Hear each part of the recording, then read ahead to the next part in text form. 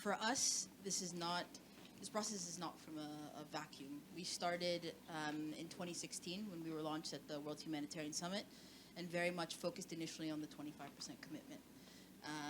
And from there, it was, how do we unlock that 25%? And quickly we realized it wasn't just around advocacy, it wasn't around practice reform, but it was around building new solutions. And so we went on a journey for 4 years to try and learn what are the different different local actors doing in different sectors. So we looked into peace building, we looked into development, we looked in community foundations, and we developed a financing strategy. And that financing strategy was, how do we ensure that the system starts to give to organizations, taking into account the capacity and the fact that we're not homogeneous as local organizations. We have organizations within our network who have $50,000 a year budgets and $60 million a year budgets. So very capable of being able to absorb the resources.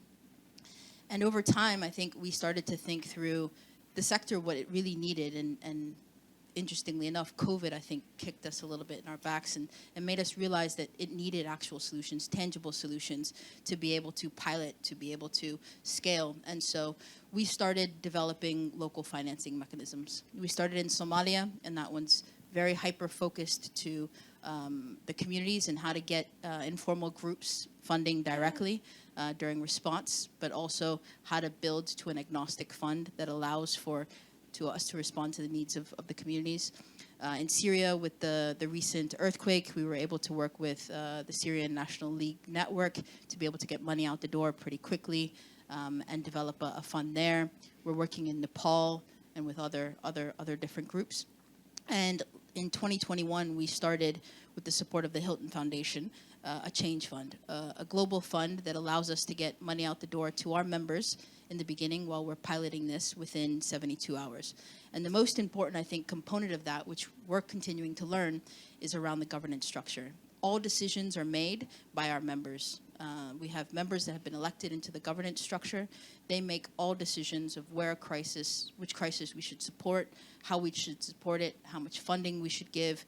And they are taking a lived experience to take from the panel that we just had on making those decisions. And from there, we were able to get $1.5 million out the door in 67 days.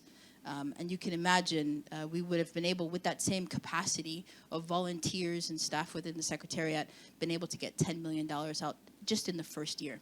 And so we're on this path of trying to figure out what can we do, what kind of infrastructure can we build to be able to get resources to local actors and to be able to have proof of concept for bilateral donors and other donors to be able to get resources to local actors as well.